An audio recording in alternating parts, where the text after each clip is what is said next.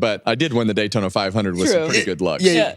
You gotta ebb and flow with it as the good luck comes and goes. You can always go back to, guys, we won the Daytona 500. That's right. Right? That's right. And you know, speaking of winners and stuff, Blaney, the champ here, reigning champ, he's looking like he's racing like a champion. You know what I mean? Like, they seem like they have confidence to where they're like, we've been here before, we've done it. So when we get behind a little bit in speed, they're there by the end of the race, right? 2 back-to-back third-place finishes, and they got that chip on their shoulder. Like, they feel like they deserve to be here. And I feel like he's racing different. Is it different going from champion, being a champ or non-champion to being a champion? I think so. I feel like it has to be. It's instant confidence forever. Yeah. Because you know you can do it. You've won that championship. You know how to go out there and make that happen. And I think for Blaney, having that confidence, they're racing just like they did last year. They didn't have the fastest car by any means. The Fords were really on, and most of them struggled. Yeah. But Blaney was the fastest Ford again, which that has been the typical case. But I think in the beginning of the race, it took them a couple runs to figure it out. And obviously they're dealing with a new style body to get the balance right on their car. But I look at it as typical Blaney now, being able to just do what he needs to do to put himself in position to try to compete for the win at the end of the race. And they do a good job. And whatever he and Jonathan have going, you know, they just need to keep it up, because once you find that chemistry and that confidence and are able to take what I viewed as a 7th or 8th place car and finish better than that, then you're having a good day. And I think they didn't make any mistakes. And that's what I preach to all of our guys. Don't make any mistakes. Do the small things right, and you will be able to finish well. And Brad Keselowski had one of the worst cars there, and he finished 13th. Right. Mm-hmm. And that was just by having good restarts, getting everything he could out of each run to not lose a bunch of positions on a restart or make a big mistake or pit road or any of those issues. And he finished 13th with what I viewed as a 25th place car. And, you know, when you look at his teammate, Chris Buescher, you know, they made a mistake, right front tire falls off into the fence and end of day. So those are the things that you just don't want to happen right now. So we're talking really about any week. Right. So those are veteran drivers. One other driver that stood out to me that's not a veteran, who's still coming along in the Cup Series, is Ty Gibbs. Yeah. Thought he had a very impressive day, even though they did have the issue there on pit road. What do you make of what you've seen out of him already? Is this kind of like his breakout year, you think, in the future? Guys know I'm on the Ty Gibbs train. Yeah, I do. Well, that's why I brought him up, you know. You know I'm on the Ty Gibbs train. I think he's going to win. I think, he and his teammate, they got frustrated. He was frustrated with his teammate this weekend on the radio with Martin Truex and the way that they were jerking those cars around. And you could visually see the frustration with the maneuvers that they were doing with the car, and the radio backed that up. With Ty, he's got the speed. And I think if he can just stay off the radio, I think it would do him a lot of favors if he could just learn how to yell at himself. I think that would go a long ways with him, because then he wouldn't have to answer all the questions during the week about something that he said.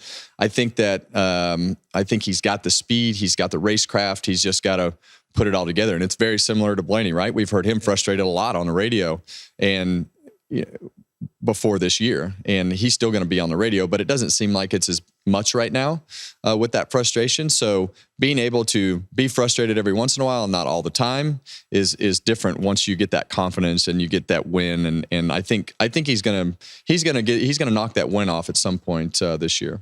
He did a great job not having first gear and getting off of pit road. Yeah. Like, that was, I thought for Ty, that was massive. I'm like, okay, not a meltdown, but you're already frustrated. Like, don't forget that you got to rev it up. And he got the rev up high enough to get the tire spin to get out of pit road, right? So he did all the right things and then finished in the top 5. Like, so I feel similar to Blaney, where they've been there, done that. Now Ty's kind of had adversity, bounced back, had a good finish. So, and they also had a bad pit stop too. Yeah. So, yes. I mean, he drove from the bad pit stop back forward too. So they had a good car. Corey LaJoie was another one that I was watching, because he was having a great race till he wasn't. Right. What did you think about Corey's day? I mean, Spire as a whole, they've been pretty sporty. Yeah, they have. Kosovar was good too. Zane Kosovar's Smith nice. was fast in practice. So all 3 of those Spire cars were good. They're right there. I think Corey is really stepping up. I think the whole program's stepping up, but Corey's trying to take that step as veteran driver and leading that organization and being the guy, because he does have Holsevar right behind him.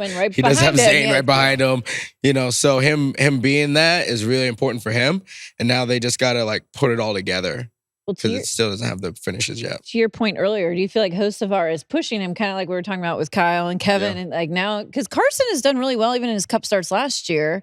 He's obviously probably motivating Corey in a different way than he's had in the past. I would think so. Remember when the Patriots drafted Jimmy Garoppolo and Brady kind of all of a sudden snapped back into this next elite level quarterback? Like, there's a little bit of that when you start looking over your shoulder. I got to believe that. You know, you don't really want people I think there's a little bit of that. I think that the 7 car of Corey LaJoie, I think they had sporadic good runs last year. And I think we talked about this a little bit in one of the previous episodes, but you got to learn how to race different at the front. Right. And being able to do that and race with the guys that are at the front of the pack, it's just a different style. You're not fighting for your life every lap and treading water mid to back pack like you do back there. And you just don't have to. You don't have to put yourself in those positions that you would in the style of racing from the mid pack back. The one thing I will say about Corey's spin out is all the spin outs that we saw this weekend all happened over those bumps in turns 1 and 2. Ryan Preece started it in practice. We saw Zane Smith wreck off of turn 2. You know, Corey spun out all on his own. I mean, Brad was close to him, but he wasn't touching him by any means. Spun out by himself in the middle of 1 and 2. So, but they had a great 3/4 of the race, and you know, I think it's definitely one of those races where they're going to look back and say, "Dang, yeah, you know, we needed to finish that off." But still run well, and all 3 of those cars ran well at some point this weekend. So it takes a lot to put the whole race together. It's a long race. Yep. So when we spoke last week, you said that you felt like Vegas was going to be an opportunity to see kind of where everyone was at because the super speedways were over. This was a 1.5 miles. So now when you're looking at everybody, who is clearly dialed in and who maybe is still behind the 8 ball? Well, the Hendrick cars are, 2 of the Hendrick cars are definitely dialed in. I think you have the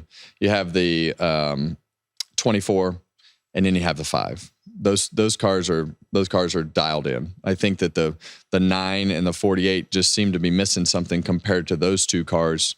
I think Tyler Reddick's going to be around a lot in that particular package with what I misspoke about last week, the same diffuser that we ran last year. So that 1.5 mile package is the same as what we had last year. The diffuser changes this week along with the spoiler and everything that we have for the short tracks and road courses. So with that said, I think that the Toyotas and Fords still have some room to work with understanding their bodies. I think the Fords are the furthest off. I mean, Blaney, I think, overperformed compared to the rest of the Fords. I think that the Toyotas, I think they were pretty solid this week, but that's a pretty typical good racetrack for Joe Gibbs Racing.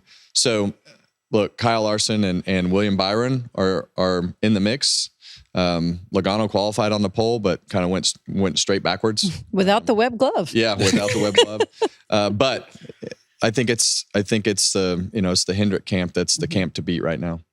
Yeah, I mean, you know, the Toyotas at 2311, they got speed. Like even though Bubba had to cut his lug nut to cut the lug nut off to finish the race, but he, I mean, obviously had speed because he's hung right with Larson and Reddick and was helping Reddick have a shot, which wild. I thought that was cool because, you know, Bubba obviously could have messed with Larson and didn't, and then gets behind Tyler and tries to, you know, help him out a little bit more. And so that was cool to watch. So they're going to be right there. Surprise visit in the top 10, Noah Gragson. I had him right down. Like Stuart Haas, the 14 had speed in qualifying, I think. He was in the final round of qualifying, and then the 10 ran well. And I want for Noah to have a quiet year, but a successful year. Yes. Like I want us to talk about his performance and let his performance speak for himself, and let him keep progressing like that. Yeah, I think when you look at the 10 car and you look at what they did at Daytona, had a solid finish, didn't score many points before that, but had a solid finish, figured it out by the end of the day. Vegas fired right off out of the gate in practice and had speed, and that's resulted into a solid finish. And I think when you're talking about a 6th place finish, I think is where he finished. Yeah. And so that's the type of day that they need, a quiet day, just solid, quiet day, because he outperformed his other 3 teammates by a fair distance. So I think that's, that's a tip of the hat to them, just because of the fact that they did run well from the time the green flag dropped in practice until the time the checkered flag dropped in the race.